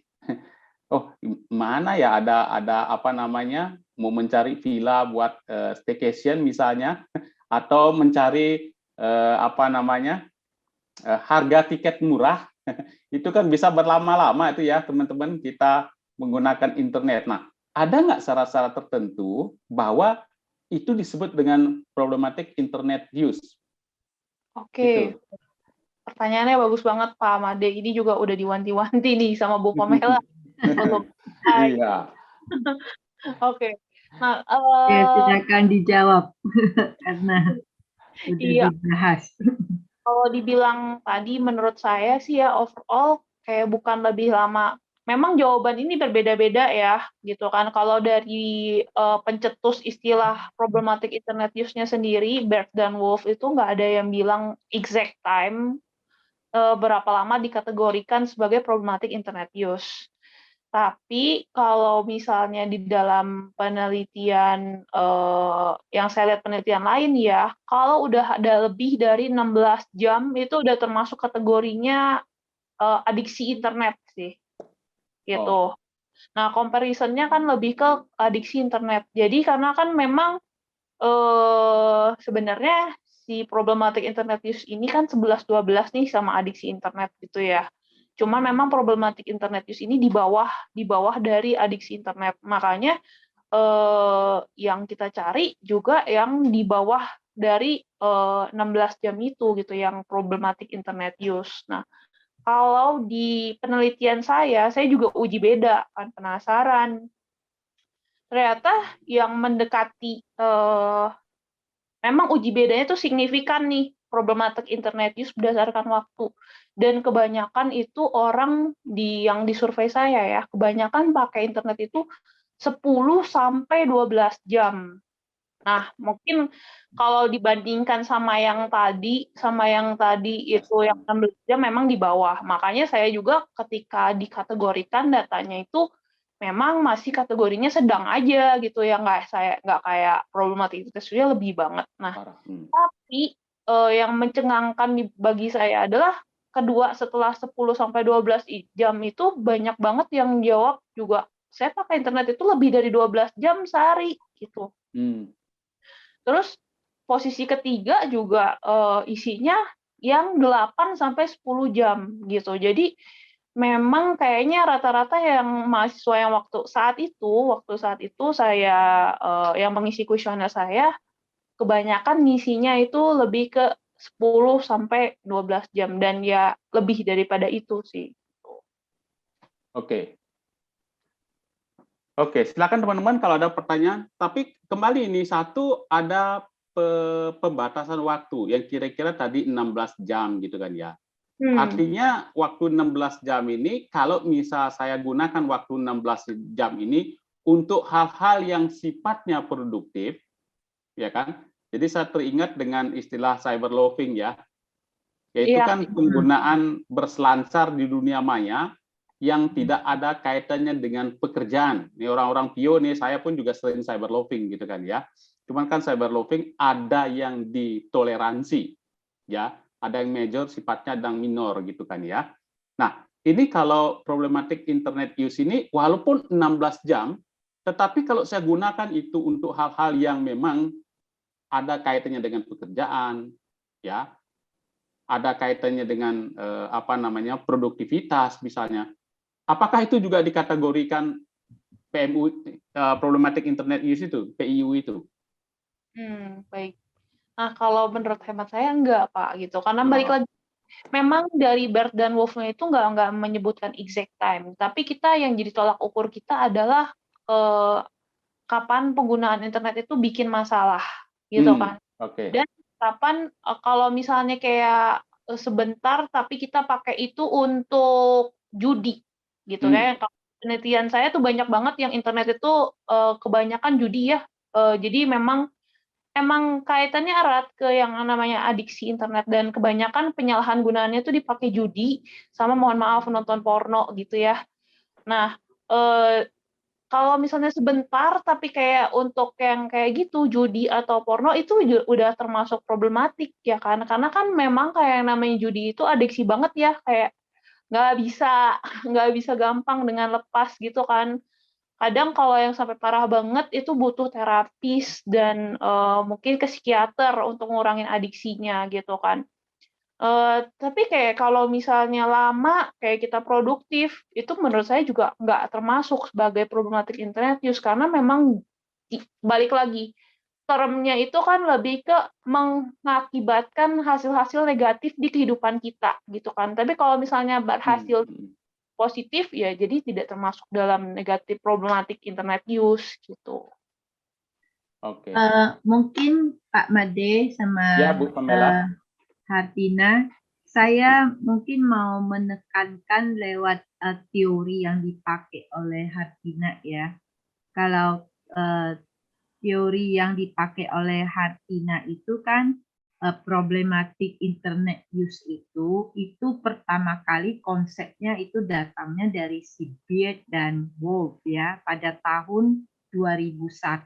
Jadi kira-kira sudah 21 tahun yang lalu ya. Nah, dia itu memberikan istilahnya adalah problematic internet use, kemudian arti yang dia buat itu adalah penggunaan internet yang menciptakan kesulitan psikologis. Jadi ada kata kesulitan psikologis, sosial, sekolah, dan atau pekerjaan dalam hidup seseorang. Jadi kalau sudah terganggu kehidupan kita secara psikologis, atau secara sosial di dalam konteks sekolah atau pekerjaan, itu maka itu sudah masuk ke problematik internet use ya. Jadi itu yang mungkin kita harus pegang. Kemudian tadi Hartina katakan dari penelitian dia itu ternyata hasilnya kan 10 sampai 12 jam ya. Tapi ada beberapa penelitian lain ya, informasinya rata-rata orang Indonesia sih memang makainya 7 sampai 8 jam pakai internet. Tergantung juga ya. Kalau itu hari-hari kerja ya. Tapi kalau hari-hari libur bisa di atas 10-an. Nah, intinya kalau yang Bapak kan tadi Pak Made kan bertanya, kalau itu untuk pekerjaan produktif ya, untuk kebutuhan kita bekerja ya, ya itu tidak sih ya, tidak seperti problematik internet use, kecuali Bapak sampai sudah kerja work alkoholik terus ngerjain sampai Bapak sulit tidur ya, terganggu ya bisa sih ya. Artinya itu, dan mungkin sepanjang hari tidak pernah tidak pernah lepas dari komputernya atau tidak pernah taruh HP-nya itu ya terus ya. Yang intinya sampai ada gejala-gejala sudah kesulitan psikologis ya, yang dimana mungkin insomnia ya kan tadi sudah disebutin ya di awal ya, macam-macam ya, ada gangguan pencernaan dan lain-lainnya, semuanya udah psikosomatik ya, maka itu bisa dikatakan ya perlu sudah perlu berkonsultasi gitu ya. Ya jadi ke situ tuh ya, jadi intinya harus di ini. Kemudian saya mau tambahkan ya, dari Asosiasi Penyelenggara Jasa Internet Indonesia APJII ya, itu dia menyatakan ternyata pengguna internet di Indonesia ini yang paling tinggi ditempati oleh mereka yang tidak tamat dari perguruan tinggi ya, jadi mahasiswa-mahasiswa yang putus sekolah gitu ya. Kemudian ini ternyata kan kondisinya semakin meningkat. Nah, mungkin kita bisa bisa langsung menerima ya, karena ada kekecewaan ya, dia belum menyelesaikan pendidikannya ya, entah apa permasalahan di balik itu kita nggak tahu, tapi dia kan memang adalah seseorang yang sudah expose dengan penggunaan internet ya. Nah, ini justru bisa yang merupakan kondisi orang-orang ini yang bisa membuat pengguna internet yang bermasalah. Ini disebutkan oleh bacaannya saya baca ya. Jadi ini dari penelitian yang penelitiannya Haryanto, belum lama juga, kira-kira 3-4 tahun yang lalu ya, 3 tahun yang lalu ya. Jadi kira-kira itu tambahannya, Pak. Baik, terima kasih Bu. Karena anak-anak zaman sekarang ini itu tampaknya tidak akan bisa lepas dari internet. Jangan takut ngaku ya, jangan malu-malu ngaku ya. Di antara kita 49 orang nih pasti banyak satu yang tidur dengan handphonenya sambil pegang handphone sambil tidur ya. Kemudian yang mandi juga dengan handphonenya. Ke kamar mandi membawa handphone. Nah, ini disebutnya problematik internet use jika sudah berdampak negatif ya. Kadang-kadang kalau kita sebagai orang tua sangat berdampak negatif karena kelamaan mandinya, nungguinnya lama gitu ya. Anak-anak tuh bawa HP ke kamar mandi sambil dengerin lagu Korea, lama amat mandinya gitu ya. Ternyata dia mendengarkan lagu Korea di kamar mandi sambil duduk gitu ya, sambil mandi. Nah, ini coba nanti Anda bisa analisa kalau melakukan hal seperti itu, wah jangan-jangan Bu Pamela sama Artina apa ini yang disebut dengan problematik internet use gitu ya. Oke, baik, terima kasih Artina dan Bu Pamela, semakin jelas bagi kita yang disebut dengan problematik internet use ya, istilahnya Mas Fredrik itu tadi itu adalah PIU gitu ya, singkatannya PIU ya. Baik, teman-teman silakan kalau ada yang bertanya lagi. Ya. Pak, mungkin menambahkan boleh, Pak? Oh, silakan, Sister Tina. Tadi ingat lagi kan pertanyaannya Bu Linda ya, saran ke depannya ya. Saya pikir juga lucu juga ya ketika Pak Made tanya gitu, emang sekarang ada nggak yang mau kuliah online gitu kan? Jawabannya nggak ada. Berarti kan di antara kita semua ini nggak ada yang mau kuliah offline nih, termasuk saya. Saya pun nggak mau kuliah offline lagi. Gitu ya. Bu Pamela, tolong sampaikan kepada Kaprodi dan Dekan aspirasi kita, Bu ya. Oke, baik. Silakan lanjut, Artina. Bercanda, Bu, bercanda. Ntar saya dipanggil lagi. Silakan, Artina. Ya, ini jadi momentum untuk kita semua nih untuk mematahkan penelitian saya bahwa dulu memang cemas karena dulu waktu itu masih periode awal ya. Ini kan sekarang kita enggak ya, kita udah berjalan ini udah hampir berapa semester dan yang namanya manusia itu kan selalu kita tahu ya termnya resiliensi, adaptasi dan it takes time kan ya buat kita untuk adjust gitu kan. Dan ya mungkin yang keadaan sekarang itu bisa aja 180 derajat berbalik daripada waktu penelitian saya gitu kan. Yang menarik memang kayak pas tadi Pak Made tanya memang sekarang ada yang mau kuliah offline. Jawabannya nggak ada kayak gitu ya. Memang kalau misal kita lihat ya itu gitu ya kayak karena waktu ketika saya meneliti itu memang pas awal-awal banget yang kayak yang ya waktu itu kayak mungkin masih pertanyaannya kita apa sih definisi normal waktu itu, ya nggak sih? Kayak sekarang aja kita udah new normal gitu kan. New normal kita tuh pakai masker, cuci tangan, jaga jarak, kayak gitu, makan makanan bergizi, istirahat teratur gitu kan. Tapi kan zaman dulu, bukan zaman dulu, pada periode saya melakukan penelitian, yang normal bagi saya adalah kuliah di kelas gitu kan. Kuliah yang kalau misalnya kita ketiduran di kelas dosennya itu bisa lempar papan penghapus gitu ya kayak supaya kita bangun gitu kan. Nah, jadi waktu itu memang mungkin kondisinya memang sekarang udah berubah. Nah, makanya mungkin ini kesempatan banget nih buat teman-teman sekalian bisa mematahkan penelitian saya nih. Bisa-bisa jadi jawabannya itu 180 derajat daripada penelitian saya. Ya. Oh, tapi saya ada komentar lain nih. Ini kan mahasiswa S2 ya. Mahasiswa S2, mahasiswa yang kerja terus kuliah ya.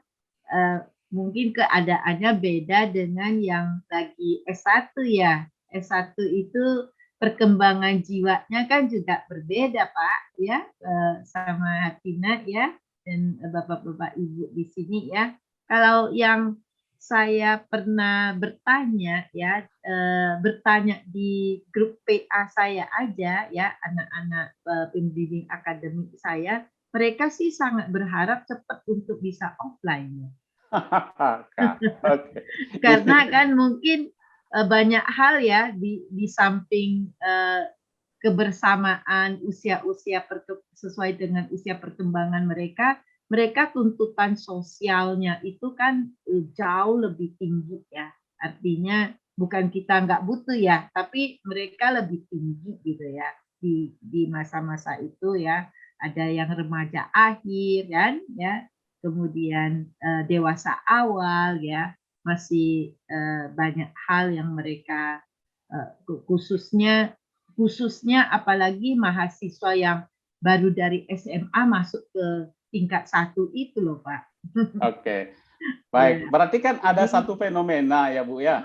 ya ini merupakan sesuatu yang perlu bisa diteliti lagi, dilakukan perbandingan juga masih bagus gitu ya. Betul. Iya. Bu, soalnya Kalau penelitian saya kan semuanya hampir 90% itu S1 dan yang rata-rata usianya 20 tahun, jadi baru masuk kuliah gitu. Ya, kan Wah. tapi maksud saya gini Hartina, Pak Made itu kan bertanya di kelompok ini 40-an orang ini kan mahasiswa S2, bukan mahasiswa S1 kamu itu. Nah, beda kan? Kan tadi saya bilang saya nanya ke S1 itu rata-rata masih kepinginnya masih offline gitu, secepatnya gitu. Nah, wah. Oke. Saya nggak yakin deh apa yang diungkapkan Bu Pamela itu benar. Ya, makanya ini saya menggugah kepada teman-teman bahwa kita memunculkan satu fenomena. Apa yang diungkapkan oleh Ibu tadi itu sangat bertentangan dengan apa yang diungkapkan oleh anak saya yang baru masuk semester 2. Suatu mungkin saat saya tanya, kekecualian, Pak. iya, saya tanya, Bu, Kak, kamu pingin sekolah offline nggak? Nggak ah, online saja. Hah? Kenapa? Satu, kalau online itu aku bisa lebih banyak untuk tidur. Jadi bangunnya bisa lebih siang. Kalau di Jakarta kuliahnya jam 9, aku baru mulai di Bali ini kuliah jam 10. Ya. Jadi aku punya spare waktu untuk lebih siang bangun atau aku bangun dan sempat belajar juga. Tuh. Dua, nggak enak, aku nggak enak ini nanti kalau aku kuliah ke Jakarta, aku mesti tinggalin mamaku. Ya.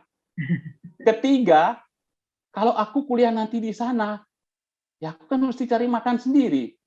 Di sini ujuk-ujuk keluar dari kamar, siang udah ada makanan di bawah.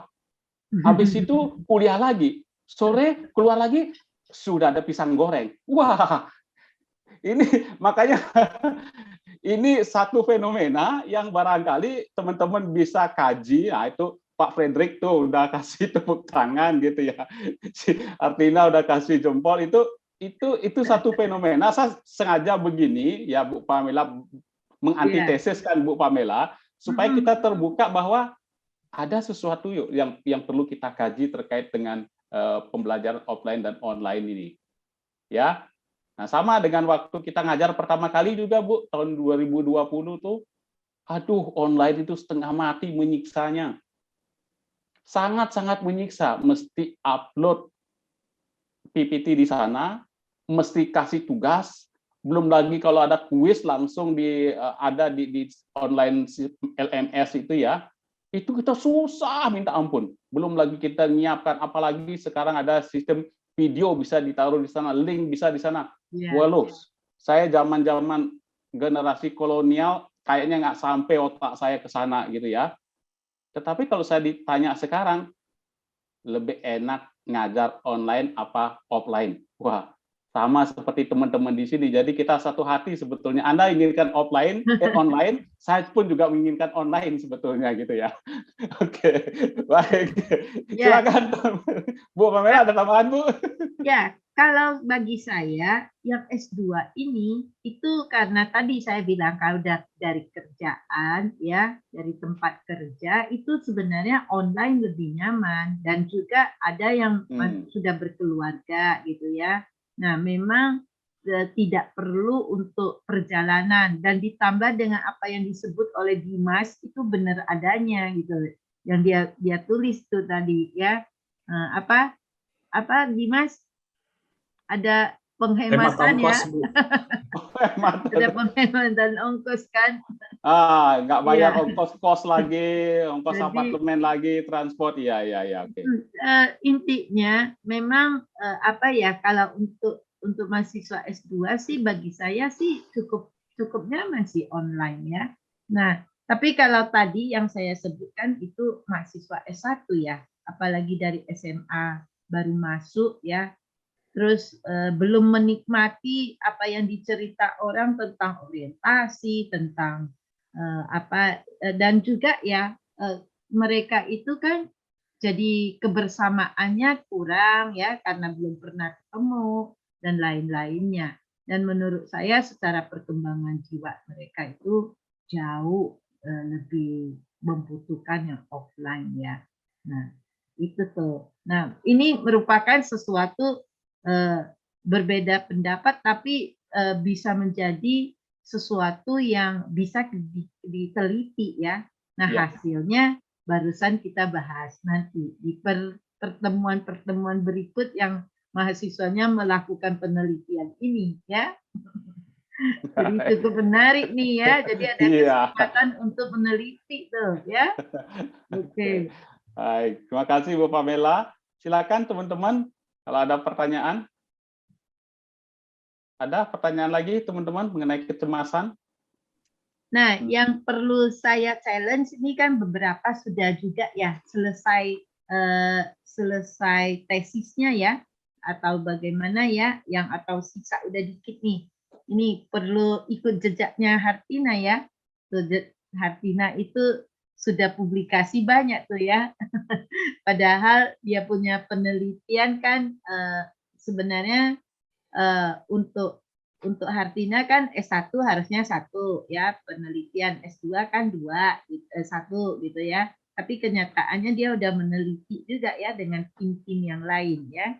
Jadi maksud saya apapun yang kita bahas di sini pun itu bisa menjadi buat teman-teman yang sudah meneliti pun mesti bisa terus ya meneliti ke depan nantinya. Oke.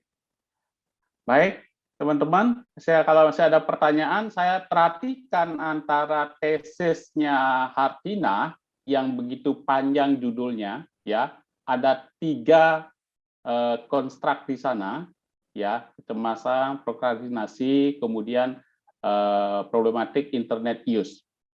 Tetapi di artikelnya si Hartina, kalau Anda baca, itu cuma bicara mengenai kecemasan saja, kalau nggak salah itu ya. Nah, barangkali bisa berikan kepada kami, jadi share tips-tipsnya si Hartina, ya, kenapa ngambil langkah seperti itu, dan bagaimana proses di dalam publikasi itu, karena kalau nggak salah sekarang kan sebagai salah satu syarat juga untuk yudisium gitu ya. Silakan si Hartina. Ya, baik Pak. Sebenarnya kalau ditanya kenapa yang saya publikasikan hanya kecemasan saja, memang jadi ceritanya habis selesai tesis itu saya langsung ikut kuliah publikasi dan pengabdian kepada masyarakat. Nah, dan pengampunya itu Butia. Nah, dari Pak Iyap sama Butia itu mengarahkan memang untuk kalau bisa nih dari judul besar kita itu kita pecah-pecah aja gitu. Jadi banyak publikasinya gitu. Nah, dan kalau waktu itu kan memang kan kita kan terkendala waktu ya, karena kan hanya 1 semester aja untuk publikasi dan pengabdian kepada masyarakat, which is kalau dalam 1 semester itu kita harus publikasi harus pengabdian kepada masyarakat juga. Jadi saya ngejarnya target yang lokal-lokal aja gitu ya, yang gampang-gampang, yang pasti yang rate penerimaannya tuh lumayan tinggi gitu ya. Jadi saya milih ke yang ikut Serina di Untar, kan banyak juga tuh tiap semester itu selalu ada seminar ataupun baik internasional maupun nasional.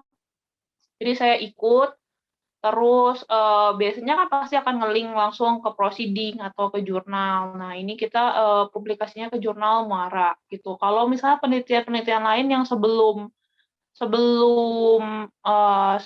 tesis saya itu memang karena saya ikut bagian tim penelitian dari Payap sama Butia gitu. Jadi ada namanya STS Research di situ, sosial teknologi, satunya lagi saya maaf agak lupa, yang memang jiwa penelitiannya Pak Ayap sama Butia itu besar banget. Jadi kita tuh ngambil data kemana-mana gitu ya di luar kota gitu. Waktu itu pernah ke Bangka Belitung, pernah ke Pontianak, ke Salatiga, dan ya banyak tempat lainnya sih Pak. Jadi karena bagian anggota tim penelitian jadinya memang jadi lebih banyak publikasinya sih sebenarnya itu sih Pak gitu.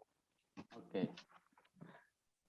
Oke, baik. Terima kasih. Atau Bu Pamela ada tips Bu mengenai publikasi Bu, karena ya barangkali ini menjadi insight bagi kita bahwa tidak perlu semuanya variabel itu kita tuliskan dan isi tesis kita semuanya dibeberkan di dalam publikasi. Contohnya Hartina tadi kan hanya satu variabel yang diambil untuk dipublikasikan. Ada tips lain Bu Pamela? Ya, bisa sih. Jadi memang pada dasarnya artinya kan punya 3 variabel ya. Jadi boleh dipecahin, misalnya yang 2 dikaitkan ya, korelasi itu bisa ya hasilnya, atau deskriptif bisa. Nah, intinya waktu publikasi itu judulnya harus berbeda ya. Jadi nggak boleh persis seperti tesis Anda. Kenapa? Karena itu kan akan semua masuk ke repositori. Saat masuk di repositori, itu judul repositori itu menurut yang kemarin waktu itu kami juga diberikan pengarahan dari rektorat, bahwa itu kalau seandainya diminta suatu waktu untuk dibuka, yaitu repositori itu bisa dianggap udah publikasi gitu loh ya, orang bisa baca dari situ. Jadi supaya kita jangan sampai itu ya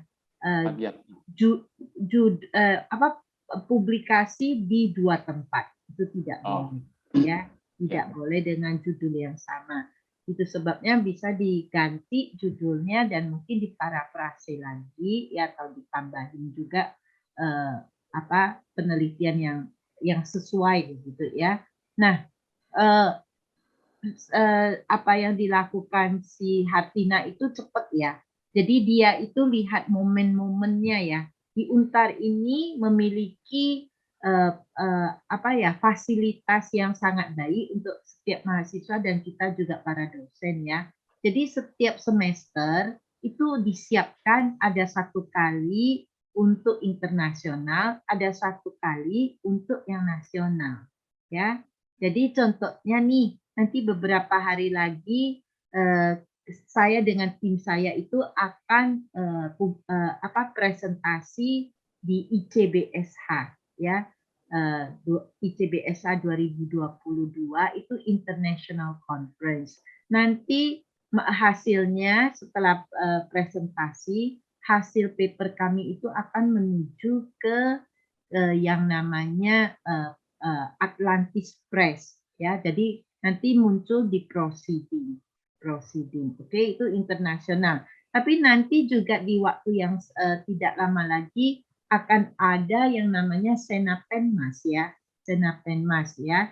Di Senapenmas itu kalau misalnya Anda mau publikasi penelitian boleh, ataupun yang hasil dari PKM itu diikut seminarkan, kamu presentasi ya, kemudian hasilnya itu akan dikirim ke beberapa jurnal yang bekerja sama dengan UNTAR. Jadi misalnya ada, kalau yang sama UNTAR udah jelas yang punya UNTAR, kalau misalnya penelitian berarti ke jurnal Muara atau ke jurnal bakti masyarakat ya, bakti masyarakat Indonesia untuk PKN-nya.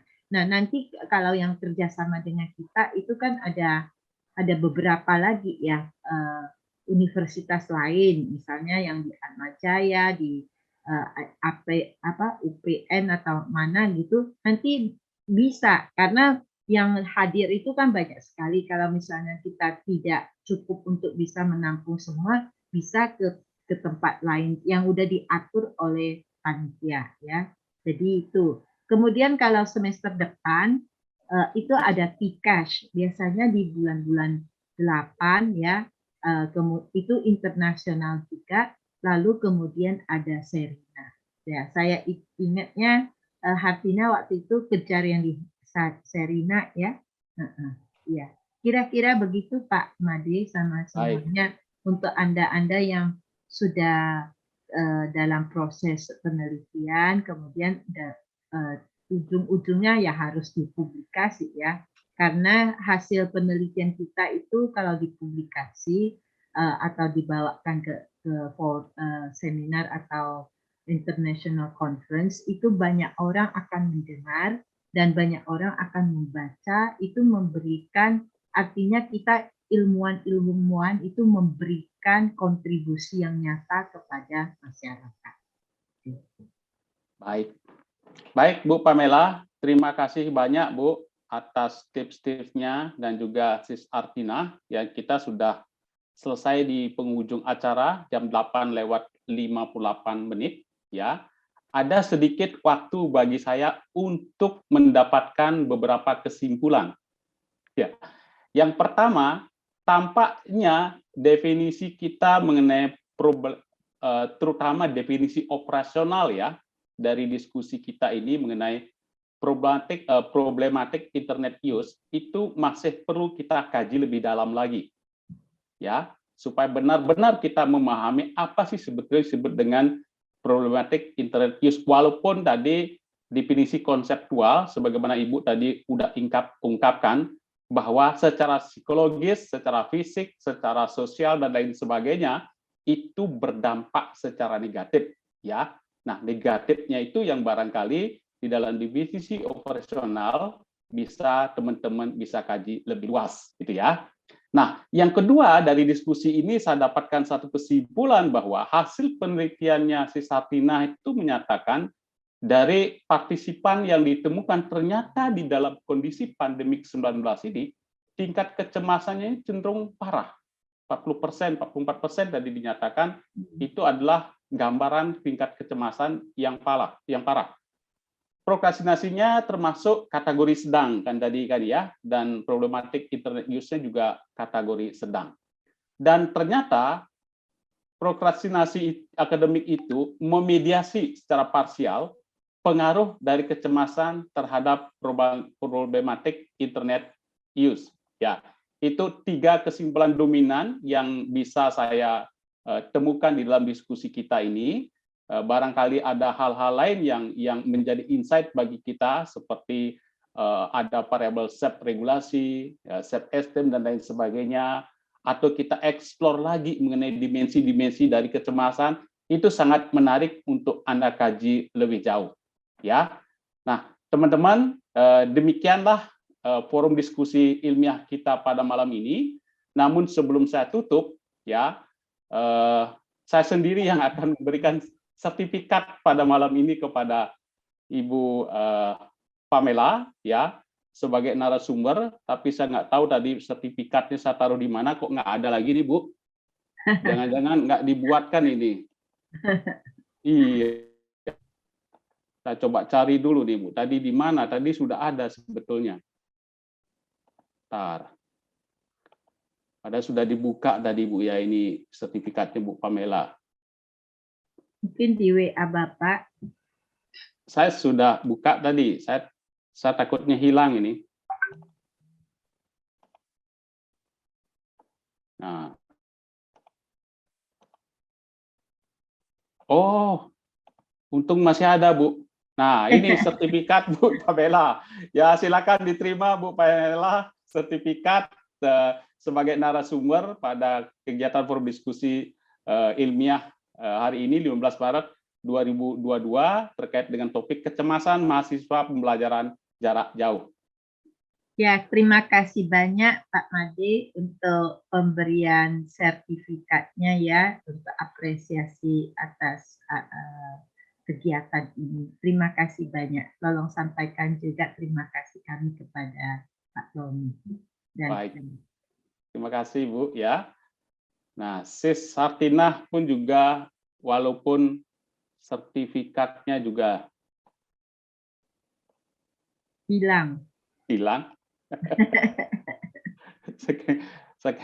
saking banyaknya kali yang dibuka tadi hilang sertifikatnya Hartinah ya, atau nanti dia bisa siapkan sendiri saja di rumah sertifikatnya ya. Ternyata ada si Hartinah sertifikat ya, diberikan kepada Hartinah Dinata sebagai narasumber juga pada forum diskusi ilmiah dengan tema kecemasan mahasiswa pembelajaran jarak jauh Jakarta 15 Maret 2022 dari program studi Magister Psikologi. Silakan Sis Hartinah. Terima kasih banyak Pak Made, Bu Pamela, dan teman-teman semuanya. Mungkin saya menambahkan, mohon maaf ya kalau misalnya malam ini ada kesalahan kata atau kesalahan perbuatan gitu yang menyinggung Bapak Ibu semuanya sekalian. Tapi overall saya ingin kita sama-sama hari ini bermanfaat untuk kita semua. Terima kasih. Baik, terima kasih Sis Hartinah ya. Jadi teman-teman semuanya, hari ini tidak ada pantun karena ketika ada pantun maka kita lupa untuk mendokumentasikan ya. Jadi hari ini saya akan dokumentasikan teman-teman semua dan kita semua tanpa pantun gitu ya. Silakan dibuka dulu kameranya supaya kelihatan wajah-wajah forum diskusi ilmiahnya ya.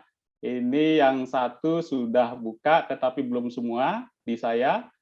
Ya, Novi, Janu, ya, belum. Kemudian kedua sudah sebagian Jen, Kristela, Sri, Faras, ya. Oke, saya coba foto dulu di layar saya yang satu dulu ya. Oke, sudah siap. Tunjukkan wajah yang paling ceria malam ini, jangan kelihatan wajah yang cemas, gitu ya. 1, 2, 3. Oke, sebentar. Kasih saya kesempatan untuk save dulu. Oke. Kemudian di layar 2 saya ya. Oke, ini kelihatannya wajahnya juga wajah ceria semua nih ya. 1, 2, 3. Oke, sebentar kasih kesempatan saya untuk save dulu. Oke, kemudian kita hanya 2 layar. Oke. Baik, terima kasih teman-teman atas partisipasi yang luar biasa pada malam ini. Kita bicara kecemasan, ternyata kita menunjukkan diri yang sangat ceria pada malam ini. Dan ingat bahwa forum diskusi ilmiah kita minggu depan itu akan diadakan pada hari Senin 21 Maret 2022 jam 19 sampai dengan jam 21 dengan 3 narasumber. Karena ada 1 narasumber tambahan di kita dari Asosiasi Psikologi Industri dan Organisasi. Selamat malam, selamat beristirahat, dan tetap sehat. Terima kasih. Terima kasih banyak Pak Made. Terima kasih Hartina. Terima kasih Bapak Ibu semuanya. Terima kasih Bapak Ibu. Terima kasih Bapak Ibu.